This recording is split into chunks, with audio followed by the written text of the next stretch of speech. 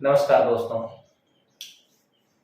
मैं assistant professor Naresh Bishnoi, राजकीय महाविद्यालय चित्रवाना। तैयारी करने वाले सभी अभ्यर्थियों को एक बार बहुत बहुत बधाई। बधाई इसलिए दे रहा हूं कि आपके सपनों को हकीकत में बदलने के लिए एक अपॉर्चुनिटी राजस्थान लोक सेवा आयोग ने आपके सामने रखी है। विशेषकर वो स्टूडेंट जो मास्टर क्लियर है, जिन्हें नेट या सेट क्वालिफाई किया हुआ है या पीएचडी क्लियर किया हुआ है, और उन स्टूडेंटों का एक सपना था। इन दिनों मीडियम बहुत जोर शोर से चल रहा था कि राजस्थान लोक सेवा आयोग द्वारा असिस्टेंट प्रोफेसर की एक बहुत बड़ी भर्ती आने वाली है, और आखिरकार कल गुरुवार को शाम राजस्थान लोक सेवा आयोग ने नोटिफिकेशन जारी कर दिया। और जिन बच्चों ने इस भर्ती परीक्षा को लेकर के बड़े सपने लिए थे, उनके सपनों को साकार करने का समय आ गया है। प्यारे विद्यार्थियों, अगले 10 मिनट तक मैं आपसे इस पूरी भर्ती के बारे में चर्चा करूंगा। हालांकि मेरा सब्जेक्ट ज्योग्राफी है और समय समय पर ज्योग्राफी से रिलेटेड मटेरियल्स, ज्योग्राफी से रिलेटेड वीडियोस आप तक आते रहेंगे। हम प्रयास कर रहे हैं ज्योग्राफी के जो डिफिकल्ट टॉपिक है उनके संदर्भ में आप तक क्लासें प्रोवाइड करवाएंगे, जैसे रिमोट सेंसिंग है, कार्टोग्राफी है और स्टैटिक्स है, या जैसे इंडस्ट्रियल और ट्रांसपोर्ट ज्योग्राफी है। हम धीरे धीरे प्रयास कर रहे हैं। फिर भी आप जो चीज़ पढ़ रहे हैं, जिस रूप में पढ़ रहे हैं, मुझे ये विश्वास है कि आप बहुत अच्छा पढ़ रहे हैं और अपने लक्ष्य की तरफ अच्छी तरीके से जा रहे हैं। तो मित्रों, हम हमारी मूल बात पर आ जाते हैं। कल राजस्थान लोक सेवा आयोग ने एक एडवर्टाइजमेंट जारी कर दिया, और जो हमारी आशाएं थी, जो हमारी उम्मीदें थी, उस उम्मीदों को साकार करने का समय भी आपके सामने आ गया है। हालांकि थोड़ा सा आपको देखने में प्रॉब्लम होगी, फिर भी मैं आपको पूरा बताऊंगा। और सिंपली हम ये जानने की कोशिश करेंगे कि प्रोसेस क्या है एग्जाम का, कितने पोस्टों पर, किस किस सब्जेक्ट में कितने पोस्टों पर ये वैकेंसी है, एज लिमिट क्या रहेगा, शैक्षिक अर्हताएं क्या रहेगी, कास्ट वाइज क्या सिस्टम रहेगा, सिलेबस को लेकर के भी डिस्कस करेंगे।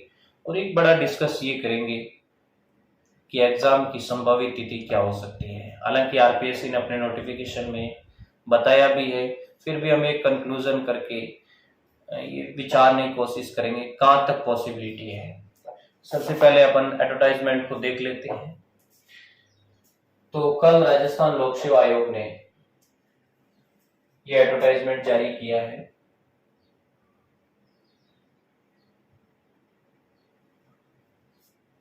शायद आपको दिखता होगा, नहीं तो मैं ये चीज आपको अच्छी तरीके से बता दूंगा कि किसमें कितनी पोस्ट है और क्या चीज लिखी हुई है। प्यारे विद्यार्थियों, 22 तारीख को ये नोटिफिकेशन जारी हुआ है, और इस नोटिफिकेशन में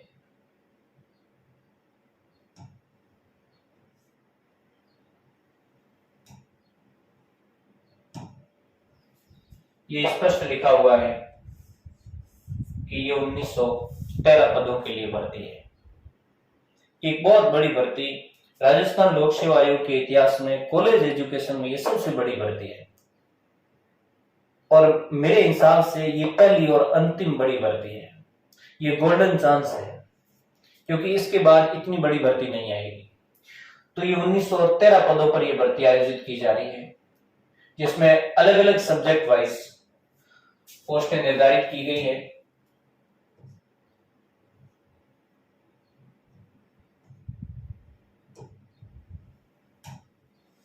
सबसे पहले केमिस्ट्री की 81 पोस्टें हैं, मैथमेटिक्स की 53 है, फिजिक्स की 60 है, जूलॉजी की 64 है, एबीएसटी की 86 है, बिजनेस एडमिनिस्ट्रेशन की 71 है, और ईएफएम की 70 है। इससे पहले मैं एक चीज आपको और क्लियर कर देता हूं।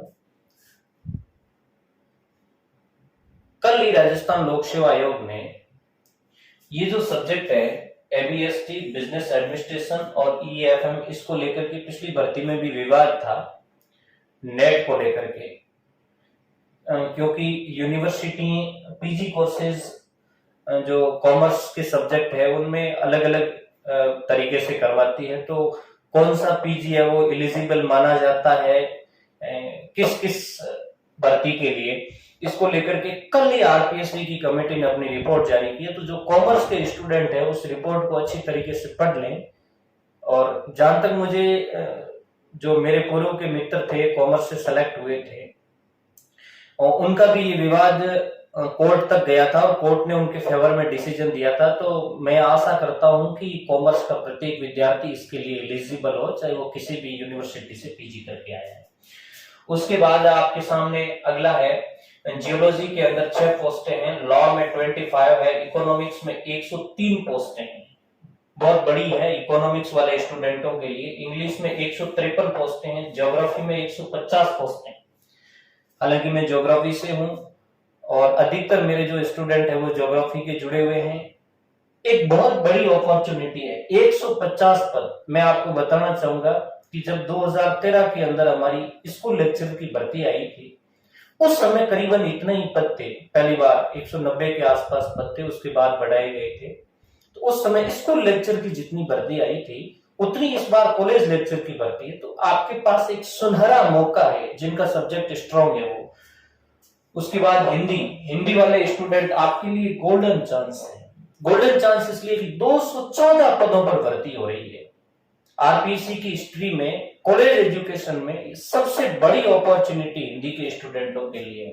हिस्ट्री के अंदर 177, सोशियोलॉजी के अंदर 80, फिलोसॉफी के अंदर 11, पोल साइंस के अंदर 181, पब्लिक एडमिनिस्ट्रेशन में 45, संस्कृत में 76, उर्दू में 24, पंजाबी में 1, लाइब्रेरी साइंस में 1, साइको के अंदर 10, राजस्थानी के अंदर 6, सिंधी में 3, इसके अलावा जेनोलॉजी के अंदर 1 है, ग्रामेटिक प्रोडक्शन इसमें 1 है, मिनिस्ट्री ऑफ साइंस में 1 है, आर्ट हिस्ट्री में 1 है और मेजोलॉजी के अंदर 2 है, ड्राइंग पेंटिंग के अंदर 35 है।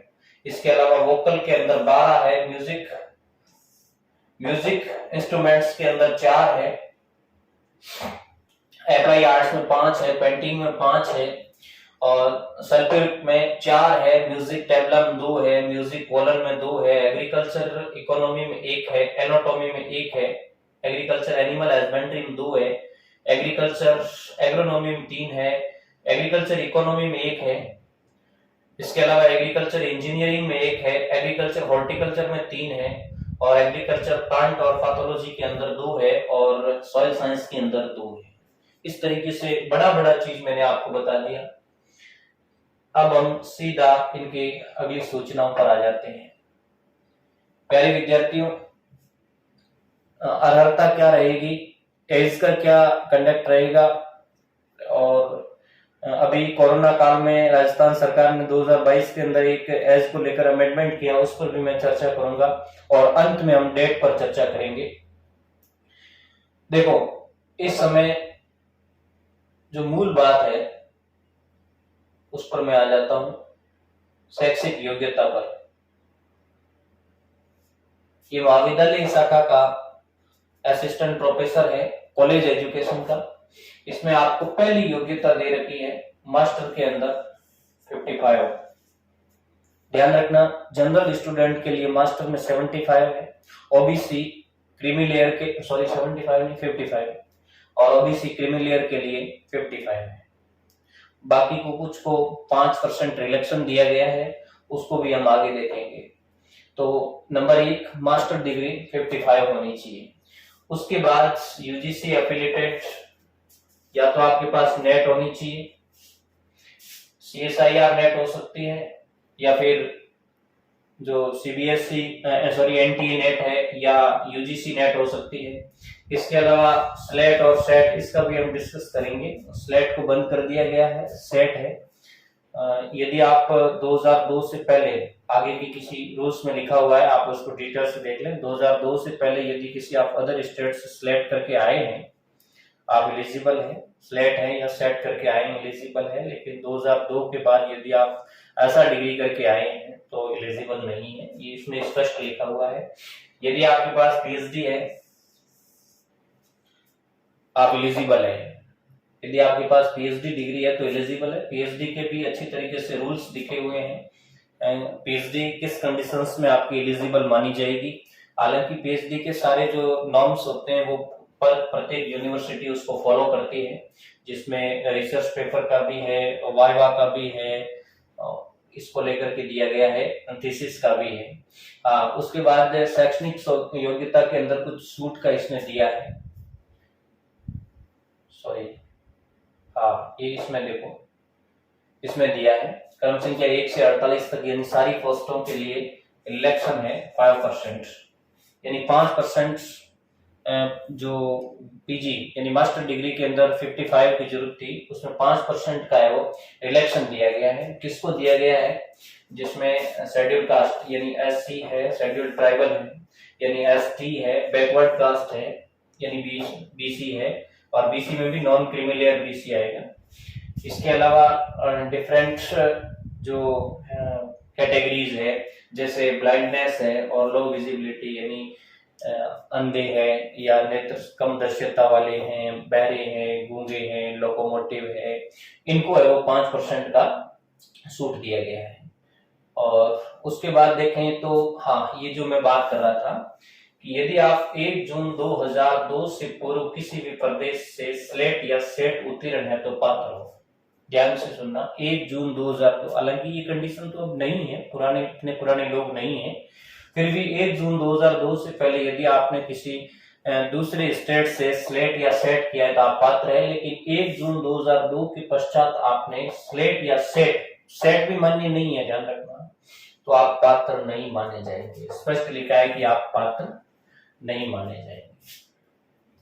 इसके अलावा मैंने जो कॉमर्स वाली बात करी थी, इसने स्पष्ट लिखा है यूजीसी रेगुलेशन 2018 के अनुसार कुछ पाठ्यक्रमों की समकक्षता निर्धारण करने के लिए आयुक्तालय कॉलेज शिक्षा ने एक कमेटी गठित की थी, जिसने 19 सितंबर 2022 को अपनी रिपोर्ट दे दी गई है। रिपोर्ट है वो साइट्स पर अपलोड कर दी गई है, आप उस रिपोर्ट्स को पढ़ लें। तो आप किस, स्पेशली वो कॉमर्स वाले बच्चों के लिए थी, तो आप किस किस सब्जेक्ट के अंदर एलिजिबल हो वो सारा उसके अंदर मिल जाएगा। शैक्षिक अर्हता, अभी अपन ने पूरा शैक्षिक अर्हता के बारे में किया है। इसमें एक चीज हो रही है कि सर पीजी कंप्लीट होना चाहिए या एपीयर होना चाहिए, क्या मैटर है? तो इसमें स्पष्ट लिखा है कि शैक्षिक अर्हता की अंतिम वर्ष की परीक्षा में सम्मिलित हुआ हो या सम्मिलित होने वाला व्यक्ति। इसका मतलब आपने प्रीवियस का एग्जाम दे दिया गया है, यानी आपने प्रीवियस क्लियर कर लिया गया है, यानी प्रीवियस का एग्जाम हो गया है, आपका रिजल्ट अभी आना है तो चलेगा, प्रीवियस का एग्जाम हो गया है, मतलब आप पीजी फाइनल ईयर के अंदर आ चुके हैं। ऐसी कंडीशंस में आप एलिजिबल है। यदि आपने प्रीवियस का फॉर्म अप्लाई किया है, प्रीवियस का एग्जाम नहीं हुआ है, तो आप एलिजिबल नहीं है किसी भी कंडीशंस में, ये शर्त ये कहती है। और हाँ, एक दूसरी जो कंडीशन ये है कि आपका जो डिग्री है यानी जो मास्टर की डिग्री है वो साक्षात्कार से पूर्व आपको अर्जित कर लेनी होगी। यानी जिस दिन हमारे इंटरव्यू शुरू होते हैं, इसमें एक बड़ा लॉजिकल बात दी हुई है और कई बार बच्चे बाद में इसमें कंफ्यूज हो जाते हैं। स्पष्ट लिखा है कि साक्षात्कार से पूर्व अभिव्यक्ति का आशय है कि साक्षात्कार प्रक्रिया प्रारंभ होने की दिनांक। ऐसा नहीं है कि भाई ज्योग्राफी का इंटरव्यू है, मेरा इंटरव्यू 14 तारीख को होगा, ये नहीं। जिस दिन आपका इंटरव्यू शुरू हो रहा है तत्संबंधी सब्जेक्ट का, उस डेट को आप एलिजिबल होने चाहिए। समझ में आ गई बात? तो जिस सब्जेक्ट का जिस दिन इंटरव्यू शुरू होता है उस दिन आपके पास एलिजिबिलिटी कंप्लीट होनी चाहिए। इसके अलावा पेमेंट्स की बात की है तो जो 7 पे कमीशन है उसका जो अपना कॉलेज से रिलेटेड अलग मैट्रिक्स बना हुआ है, उस मैट्रिक्स में आप L10 पे फिक्स होंगे और आपका जो ग्रेड पे है वो 6000 रहेगा। और इसमें स्पष्ट लिखा है कि परीक्षा काल में आपको मासिक वेतन है वो फिक्स पे मिलेगा, 40,000 रुपए आपको है वो फिक्स पे दिए जाएंगे। और जैसे ही आप 2 साल क्लियर करते हैं उसके बाद आपको है वो L10 के अंदर फिट किया जाएगा, जिसका बेसिक होगा 57,700। ये बेसिक होगा और इस पर डिपेंडेंस अलाउंस लगेगा, एचआरए वगैरह लगेगा। हाँ, उसके बाद आयु की बात करी है। आयु सीमा स्पष्ट लिखा है कि न्यूनतम 21 और अधिकतम 40। ये तो बेसिक रूल्स के अंदर है। अब कुछ रिलैक्सेशन दिया गया है 21 और 40 में। वो मैक्सिमम के अंदर रिलैक्स है, मिनिमम के अंदर तो रिलैक्स है नहीं। देखो, विभाग ने 23/9/2022 को एक सूचना जारी की। उसमें लिखा है कि जो व्यक्ति 31/12/2020 को आयु सीमा के भीतर था, उसे 31/12/2024 तक आयु सीमा के भीतर समझा जाए। अब आपको ये ध्यान से समझना है कि आप 31/12/2020 तक इस आयु वर्ग के एरिया में आने चाहिए। अब भले ही 23 चल रहा है, यदि आप 20 तक इस आयु वर्ग के एरिया में आते हैं तो आप 31/12/2024 तक कोई भी भर्ती होगी उसमें आप एलिजिबल माने जाएंगे। इसके अलावा बाकी अलग अलग चीजें लिखी हुई है। और छूट, हाँ, आयु में जो छूट है उसका भी प्रावधान है। एससी, एसटी, पिछड़ा वर्ग, अति पिछड़ा वर्ग और ईडब्ल्यूएस, इनके लिए 5 ईयर का रिलेशन दिया गया है। और सामान्य वर्ग की महिला के लिए भी 5 वर्ष का है। ये ऊपरी आयु में छूट है, अधिकतम आयु में छूट है, ये निचली आयु में छूट नहीं है, अधिकतम आयु में छूट की बात की जा रही है। इसके अलावा एससी, एसटी, पिछड़ा वर्ग, कमजोर वर्ग की जो महिलाएं हैं उसको 10 साल की छूट दी गई है। जनरल महिलाओं को 5 साल की छूट दी गई है। इसके अलावा विधवा और जो विवाह विच्छिन्न है, अधिकतम आयु सीमा नहीं है इनके लिए। ये बहुत गजब की बात है। जो विधवा महिलाएं हैं या जिनका विवाह विच्छिन्न हो चुका है, विडो और डाइवर्स की बात करें हम, तो उनके लिए मैक्सिमम आयु के अंदर किसी भी तरीके का कोई प्रावधान नहीं है। प्रावधान का मतलब उस पर कोई प्रतिबंध नहीं है, वो किसी भी उम्र की है, रिटायरमेंट से 1 साल पहले की है तो भी वो एलिजिबल है। ये मेजर चीजें हो गई। उसके बाद हम चयन प्रक्रिया पे आ जाते हैं। चयन की बात कर लें, 2 प्रोसेस से आपको गुजरना पड़ेगा। पहले एग्जाम होगा, सब अच्छी तरीके से बच्चे जानते हैं। एग्जाम होगा जिनके 3 पेपर होंगे, आगे मैं पेपर का भी डिस्कस करूंगा। और उसके बाद में जो भी आपका 3 गुना या 4 गुना रिजल्ट आएगा इंटरव्यू के लिए, तो आप इंटरव्यू क्वालिफाई हो जाओगे। और उसके बाद आरपीएससी आपका इंटरव्यू कंडक्ट करेगी और उसके बाद आपकी फाइनल मेरिट है वो जारी की जाएगी। और आगे जो इसका एग्जाम शेड्यूल है वो मैं आगे बताऊंगा। इसके अलावा परीक्षा ये इसने बताई है माह अक्टूबर 2023 में आयोजित होगी। थोड़ी इस पर चर्चा कर लेते हैं। आरपीएससी ने अक्टूबर 2023 को डेट माना है एग्जाम की, अक्टूबर माह में आयोजित होना। देखो, जो तैयारी करने वाले अभ्यर्थी हैं उनको मैं कोई संशय में डालना नहीं चाहता हूं और न मैं ये कहना चाहता हूं कि आपको अक्टूबर के बजाय नवंबर सोचना है। आपको नवंबर नहीं सोचना है, क्योंकि जहां तक मेरा आइडिया है इस समय आरपीएससी के पास कोई एग्जाम कंडक्ट करवाने का नहीं है, मात्र 2nd ग्रेड का एक एग्जाम है। तो बड़ी भर्ती आरपीएससी के पास नहीं है, तो एक पॉसिबिलिटी बनती है कि अक्टूबर तक ये कंडक्ट हो जाए। 90% तो पॉसिबिलिटी है कि अक्टूबर तक ये भर्ती हो जाएगी। अब आपको अपना सिलेबस भी उस हिसाब से मैनेज करना है कि अक्टूबर तक मेरा सिलेबस है वो एकदम कंप्लीट हो जाए। स्पेशली ज्योग्राफी के बच्चे, उनके लिए मैं अलग से वीडियो लाऊंगा, ये बाकी सबके लिए है। तो जहां तक पॉसिबिलिटी है अक्टूबर तक आरपीएससी के करवाने की। बाय द वे किसी कारणवश अक्टूबर में नहीं होता है तो फिर ये एग्जाम सीधा जाएगा मार्च और अप्रैल में, क्योंकि दिसंबर जनवरी में आसपास चुनाव है, उस दौरान एग्जाम की पॉसिबिलिटी बहुत कम बनती है। तो विद्यार्थी अपने अपने आइडिया से सोच सकता है। मैं विद्यार्थियों को यही सलाह दूंगा कि हमें अक्टूबर माह ही एग्जाम की डेट मान करके चलनी है। तरह तरह के लोग तरह तरह की बातें करेंगे, ये पॉसिबिलिटी बन सकती है, ये पॉसिबिलिटी बन सकती है। पॉसिबिलिटी सब कुछ बन सकती है, लेकिन आरपीएससी ने अपनी डेट अक्टूबर मानी है, तो प्रत्येक विद्यार्थी को अपना सिलेबस अक्टूबर के हिसाब से ही क्लियर करना है। और हाँ, विद्यार्थी इस बात को लेकर के घबरा रहे होंगे कि सर अक्टूबर तक कोर्स पूरा नहीं होगा, ये सब की अपनी अपनी प्रॉब्लम है, अर्थात ये सब की प्रॉब्लम है। ऐसा तो कोई है नहीं कि किसी ने बहुत बड़ी मात्रा में सिलेबस पहले से तैयार कर लिया। और हाँ, जो लंबी रेस के घोड़े हैं वो अवश्य निकलेंगे। तो लंबी रेस वालों को तो और प्रयास करना है, और जो नए आए हैं उन्हें अपना 101% देना है। तो अक्टूबर माह तक आयोजित करवाने की पॉसिबिलिटी इसमें लिखी गई है। और पाठ्यक्रम का लेकर के आरपीएससी ने स्पष्ट लिख दिया है कि परीक्षा का विस्तृत पाठ्यक्रम आयोग की वेबसाइट पर शीघ्र ही जारी कर दिया जाएगा। प्यारे विद्यार्थियों, कोई बड़ा फेरबदल नहीं होने वाला है, क्योंकि आप जब सब्जेक्ट का सिलेबस एनालिसिस करोगे तो लगभग प्रत्येक सब्जेक्ट की हर चीज आ गई है, कोई बात नहीं है। अब जीके में थोड़ा बहुत इधर उधर परिवर्तन होता है तो उससे कोई बड़ा इश्यू नहीं है। आवेदन की स्पष्ट इन्होंने डेट दे रखी है, 26 तारीख से आवेदन की तिथि लिखी हुई है। 26 जून 2023 से आवेदन शुरू हो जाएगा और 25 जुलाई 2023 तक आवेदन चलेंगे। एक बात तय है कि यदि आवेदन की डेट महीना भरी बढ़ जाती है तो एग्जाम आगे जाने की पॉसिबिलिटी बढ़ जाएगी, और यदि एग्जाम की डेट आगे नहीं खिंचती है, 25 के बजाय 30 जुलाई तक वो कर लेते हैं, तो अक्टूबर में बहुत ज्यादा चांस बढ़ जाएंगे एग्जाम होने के। ऑनलाइन आवेदन सब अच्छे तरीके से जानते हैं, या तो आरपीएससी साइट पे जाके करिए या अपनी एसएसओ आईडी से कर दीजिए। वन टाइम रजिस्ट्रेशन की बात करी गई है। हाँ, फीस है, ये सब आप जानते हैं, ई मित्र से आपको पता चल जाएगा कितनी फीस देनी है। हाँ, एग्जाम की बात कर लें, रिटर्न एग्जाम में आपके 3 पेपर हैं, paper first, paper second and paper third. Paper first और पेपर सेकंड दोनों है वो सब्जेक्ट के होते हैं।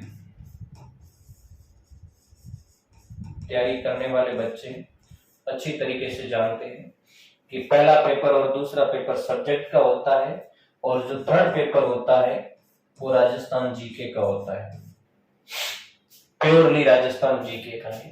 3 पेपर होंगे, 200 नंबर के पेपर होंगे टोटल, यानी 75 का और 75 का 2 सब्जेक्ट होगा, 75 के 2 सब्जेक्ट होंगे और 50 का जीके होगा।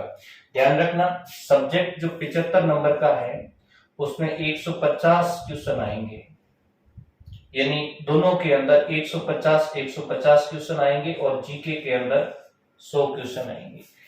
एक क्वेश्चन है वो आधे नंबर का है। देखो, इंटरव्यू बहुत ज्यादा मायने यहाँ रखता है, क्योंकि यार जो बच्चे इंटरव्यू क्वालिफाई होते हैं वो लगभग सिमिलर नॉलेज वाले होते हैं, इक्वल नॉलेज वाले होते हैं, बराबर नॉलेज रखते हैं। ऐसी कंडीशंस में उन बच्चों के लगभग अप्रोक्सीमेटली बराबर नंबर होते हैं। फिर जो 24 नंबर का इंटरव्यू होता है वो बहुत ज्यादा वेटेज कर जाता है। इसलिए आपको ये ध्यान रखना है कि सब्जेक्ट अर्थात पेपर के अंदर मैक्सिमम से मैक्सिमम नंबर लाए जाए, ताकि हमारे ऊपर इंटरव्यू का बोझ नहीं रहे। जैसे हम हमारी भर्ती की बात करें और ज्योग्राफी की बात करें, तो अप्रोक्सीमेटली जब इंटरव्यू कॉल हुआ था, इंटरव्यू कॉल तो 115 तक हो गया था, लेकिन उस समय सबने अपना अपना ये आइडिया लगा लिया था कि जो स्टूडेंट 140 प्लस है उसकी पॉसिबिलिटी बहुत ज्यादा है, जो 145 प्लस है उसकी 90 से 95% पॉसिबिलिटी है, और जो 150 प्लस है वो 100% सेलेक्ट है। तो वहां एक मोरल निर्धारित हो जाता है बच्चों का। जो बच्चे 145 प्लस थे वो बच्चे पूर्ण कॉन्फिडेंट थे कि हल्का सा इंटरव्यू अच्छा गया, सिलेक्शन हो जाएगा। जो 149 150 थे वो पूर्ण कॉन्फिडेंट थे कि 5 या 7 नंबर देंगे, सिलेक्शन हो जाएगा। और 140 से 45 के बीच में थे वो थोड़े डिप्रेशन की स्थिति में थे, और अप्रोक्सीमेटली उन्हें पता था कि हमें 12 से 16 नंबर लाने हैं। जैसे मेरी बात करूं, मैं 145 प्लस था, फिर भी मेरे दिमाग में था कि मुझे 10 से 15 के बीच में नंबर लाने हैं, मुझे मिनिमम 10 नंबर लाने हैं। तो जो 140 पे बैठा था उसको मिनिमम 15 नंबर लाने थे। तो इंटरव्यू में मिनिमम 15 नंबर लाने अपने आप में टफ बात होती है। तो इस हिसाब से यदि आपके 5 से 7 नंबर सब्जेक्ट के अंदर अच्छे होते हैं तो ऐसी कंडीशंस में आपका मोरल काफी ऊंचा रहता है और कॉन्फिडेंस लेवल ऊंचा होता है, तो इंटरव्यू भी अच्छा जाता है। और उसके बाद इसने लिखा है कि the interview shall carry 24 marks, यानी 24 नंबर का आपका इंटरव्यू कंडक्ट किया जाएगा। उसके बाद सिलेबस की बात की है तो पूर्व में भी मैंने बता दिया, जो कमीशन है वो जल्द ही सिलेबस अपनी साइट पे अपलोड कर देगा।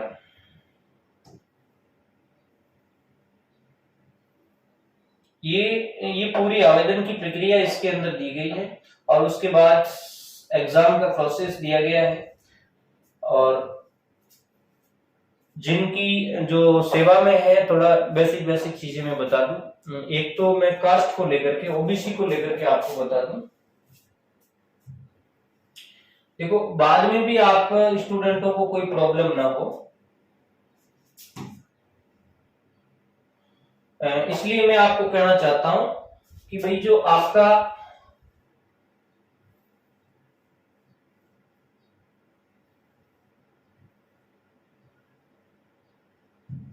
बड़ी बात, एक तो आपका जो कास्ट सर्टिफिकेट है, स्पेशली ओबीसी का, क्योंकि ओबीसी में क्रिमिनल और नॉन क्रिमिनल का इश्यू रहता है।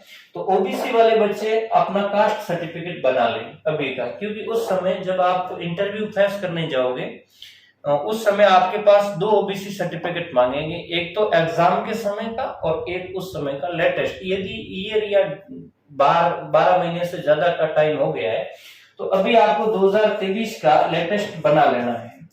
और यदि 2023 के अंदर बना हुआ है तो कोई इश्यू नहीं है, जैसे जनवरी में बना है, फरवरी मार्च में कभी भी बना है तो कोई इश्यू नहीं, वो उस समय का मांगेंगे, 2023 का मांगेंगे। ये तो हो गया ओबीसी सर्टिफिकेट। इसके अलावा जो बच्चे इन सर्विस है उन बच्चों को मैं अच्छी तरीके से कहता हूं कि वो अपनी एनओसी अप्लाई जरूर करेंगे, एग्जाम एनओसी। हालांकि बाद में भी देते हैं, लेकिन आपको चक्कर नहीं काटना पड़े। ये एक आपकी सहूलियत के लिए मैं कह रहा हूं कि अभी आपका जैसे ही फॉर्म फिल हो जाता है तो उसके बाद आप अपने डिपार्टमेंट को एनओसी के लिए अप्लाई कर दीजिए। आप जैसे स्कूल एजुकेशन के अंदर लेक्चरर है तो आपको एनओसी अप्लाई करनी है डायरेक्टर सेकेंडरी एजुकेशन को। यदि आप सेकेंड ग्रेड है तो आपको ज्वाइंट डायरेक्टर तत्संबंधी जो डिवीजन है, विभाग है, उसको अप्लाई करनी है। यदि आप तृतीय श्रेणी अध्यापक है तो आप डिस्ट्रिक्ट एलिमेंट्री एजुकेशन या डीओ को आपको एनओसी अप्लाई करनी है। मतलब आपका जो नियुक्ति पदाधिकारी है उसको एनओसी अप्लाई करनी है। तो ये चीज हो गई इस वैकेंसीज के बारे में। तो आप सबको मेरी शुभकामनाएं कि आप बहुत अच्छा पढ़ें और अच्छी तरीके से हमारी टीम में जुड़े, अर्थात असिस्टेंट प्रोफेसर की टीम में जुड़े। जल्द ही मैं आपके लिए जो ज्योग्राफी के स्टूडेंट है उनके लिए मैं ज्योग्राफी की स्ट्रेटजी लेकर के आऊंगा। हालांकि थोड़ा हमारा ये जो प्रोसेस था ये लेट शुरू किया गया है, ऑनलाइन प्लेटफॉर्म की दुनिया में अभी हम आए हैं।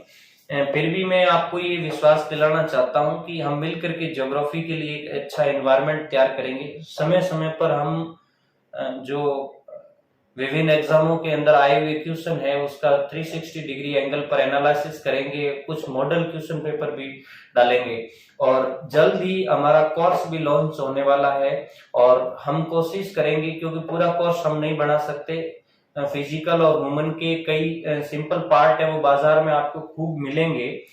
हम कोशिश करेंगे कि जो टफ से टफ है, जिन्हें प्रत्येक टीचर उन्हें छोड़ना या सिंपली सामान्य वे में उन्हें निकालना चाहता है, हम कोशिश करेंगे कि वो बेटर से बेटर आपके बीच में दें। तो हमारा जो पूरा ध्यान रहेगा वो रिमोट सेंसिंग अर्थात जीआईएस है, जीपीएस है और आरएस है, इनको लेकर के, और इसके अलावा स्टैटिक्स को लेकर के, और स्टैटिक्स में कुछ टफ चीजें लाएंगे। और एक है वो कार्टोग्राफी। कार्टोग्राफी का बहुत ज्यादा इश्यू रहता है ज्योग्राफी के स्टूडेंट के लिए, और एक रिसर्च एप्टीट्यूड है।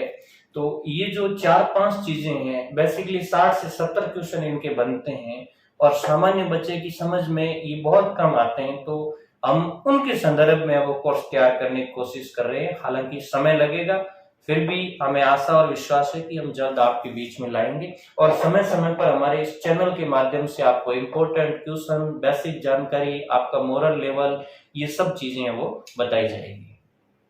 धन्यवाद।